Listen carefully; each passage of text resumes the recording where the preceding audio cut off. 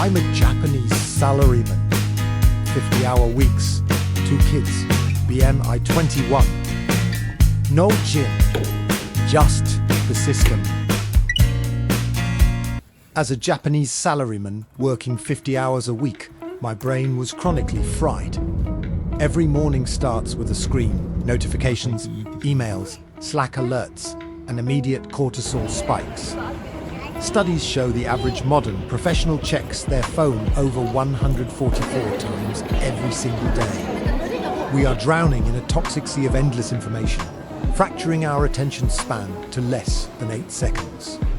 Our dopamine receptors are completely hijacked by constant notifications and infinite scrolling loops. I was exhausted, chronically stressed, and my cognitive focus was deteriorating rapidly.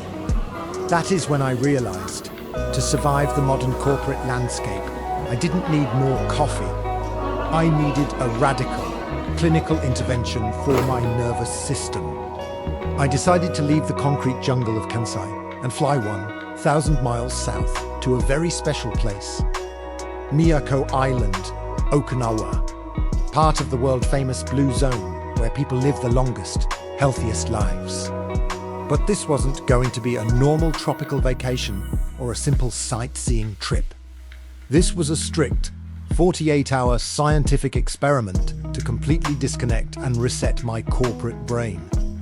No smartphone, no laptop, no internet connection, no digital screens of any kind for 2 full days. What actually happens to a high-stress brain when you completely starve it of digital stimulation? How does the nervous system shift from a state of constant fight or flight back to baseline restoration? In this 40-minute documentary, I will take you through the exact hour-by-hour physiological transformation. From the initial intense anxiety of digital withdrawal to the eventual state of profound mental clarity. Welcome to the ultimate 48-hour neuro-reset protocol in the heart of the Japanese Blue Zone. If you are a busy professional feeling burned out, chronic fatigue, or losing focus, this system is for you. Music swells, ocean waves begin to blend into the background. Let's begin the protocol. To understand why Miyako Island is the optimal location for a neuro-reset, we must look at the science. Okinawa is widely recognized as a blue zone, a geographic region with the highest concentration of centenarians. While scientists often praise their diet of purple sweet potatoes and bitter melon, there is another secret factor. The environment itself acts as a massive natural mechanism for nervous system regulation. Miyako Island is formed purely of elevated coral reef limestone, meaning the water here is exceptionally pure. The ocean currents surround the island with an abundance of negative ions, which scientifically lower blood pressure. Furthermore, the soundscape of Miyako's shores follows a very specific mathematical frequency known as 1F fluctuation. This 1F noise perfectly matches the natural electrical rhythms of the human brain when it is at peace. When your ears process these specific ocean frequencies, your brainwaves naturally shift from high-stress beta waves down into deeply restorative alpha and theta waves, which are crucial for repairing neural pathways. Modern cities overwhelm us with artificial EMFs, blue light, and industrial noise pollution. By stepping onto this coral island, we are placing our bodies back into a native biological habitat. But the environment alone is not enough. The digital input must be completely dropped to zero. Exactly, I'm on the 1E arrived my accommodation overlooking these chinas. I looked at my phone last time, saw 42 unread messages, and deliberately turned the power off. I placed the phone into a wooden lockbox. It would not be opened again for the next 48 hours. The experiment had officially begun, and my brain was about to enter a state of absolute shock. Let's break down the exact hour-by-hour breakdown of how the human brain adapts to sudden digital silence.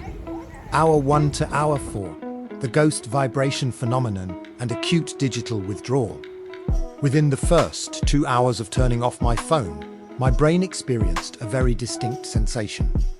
I felt a phantom spasm in my right pocket, a psychological illusion known as phantom vibration syndrome.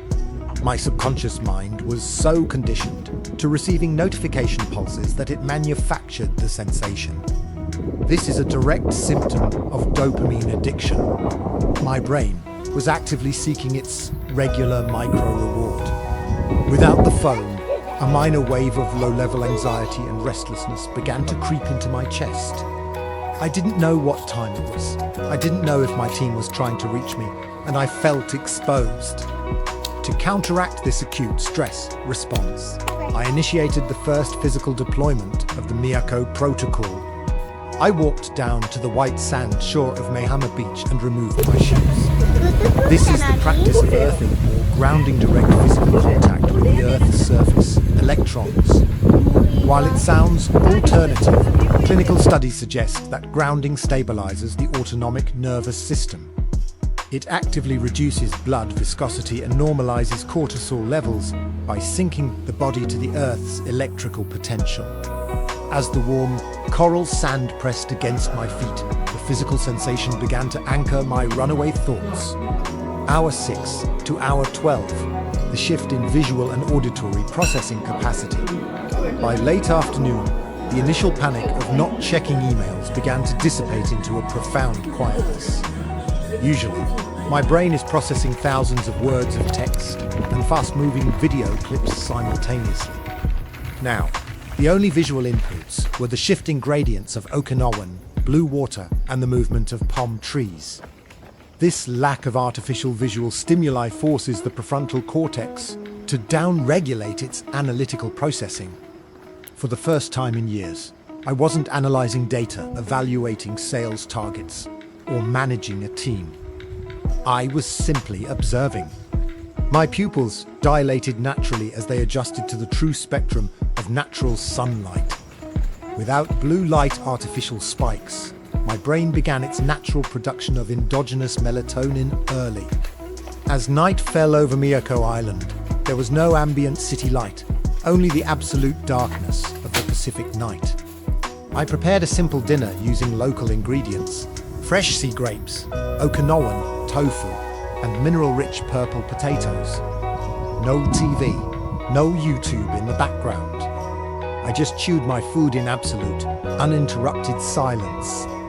I could taste the distinct minerality of the soil and the clean salt of the sea with incredible intensity. At 9 p.m., my eyelids felt incredibly heavy. My circadian rhythm, long broken by late-night screens, was resetting. I fell into a deep sleep, accompanied only by the distant, rhythmic crash of the coral waves. Hour 24, the awakening. I woke up at exactly 5:30 a.m. without a single alarm clock. According to my biometric sleep tracker, which runs offline, my deep sleep architecture had transformed. My REM sleep cycles were elongated, and my heart rate variability HRV had increased by a massive 35%. A higher HRV indicates that the autonomic nervous system has successfully shifted out of sympathetic dominance and is now firmly operating within the parasympathetic branch, the state of rest, digestion, and cellular repair. I walked outside into the morning air. The sun was just beginning to breach the horizon, casting a golden hue over the sea. Normally, the first action of my day is checking my smartphone, which floods my brain with immediate stress. Today, the first action was a 30-minute mindfulness walk along the rugged limestone cliffs of East Cape. The air was dense, with ocean salt and the fragrance of tropical flora, stimulating my olfactory system profoundly. Hour 30, the spatial awareness expansion and enhanced cognitive clarity. By midday on day 2, a fascinating cognitive phenomenon occurred. My internal monologue completely slowed down. The constant, frantic racing of corporate thoughts about sales pipelines, metrics, and schedules was gone. In its place was an intense, razor-sharp focus on the immediate physical present. When you remove digital distraction, your brain's default mode network DMN undergoes a major recalibration. The DMN is responsible for mind wandering, anxiety, and self-referential thought often associated with unhappiness. With the DMN quieted, my focus expanded. I could track the flight pattern of a sea hawk with absolute tracking precision. I spent the afternoon floating in the crystal-clear waters of Shijira Bay, letting the high magnesium water absorb into my skin. Magnesium is a natural NMDA receptor blocker, helping to downregulate overexcited neurons and calm the nervous system. Floating in the sea provides complete sensory deprivation from urban stress while maximizing mineral absorption. I felt an overwhelming sense of physical lightness and mental ease that no gym session or vacation had ever provided. My brain was no longer begging for dopamine hits. It was completely satisfied with the simple rhythm of the island. I watched the sunset turn the sky into a canvas of deep orange and violent purple, completely captivated. No urge to take a photo for social media. No desire to share it online. Just pure, unadulterated human experience. Hour 48, the conclusion of the protocol and the final scientific verdict. At exactly 8 a.m. on day 3, the 48 hours were up. It was time to open the wooden lockbox and power on my phone. As the screen illuminated, a cascade of over 300 notifications, emails, and alerts instantly flooded the interface. But as I looked at the screen, something fundamental had changed inside my mind. The urgent notifications no longer felt urgent. The digital noise felt incredibly distant, almost trivial. My brain had built a powerful psychological buffer over the past 48 hours of deep isolation. The biometric data was clear, resting heart rate lowered by 8 beats per minute, cortisol levels estimated down by 40%, and my subjective deep focus capacity had completely rebounded back to peak professional performance levels. I had successfully retaken control of my attention span and reclaimed ownership of my executive focus. But the true challenge isn't staying calm on a beautiful tropical island like Miyako. The real challenge is maintaining this neurological clarity when you return to a 50-hour work week in the city. To do this, you must treat your attention not as a casual resource, but as a highly regulated corporate asset. Here is the exact Miyako integration system I now use to protect my brain every single day in the office.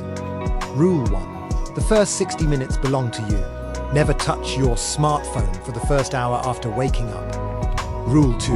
Out of sight, out of mind.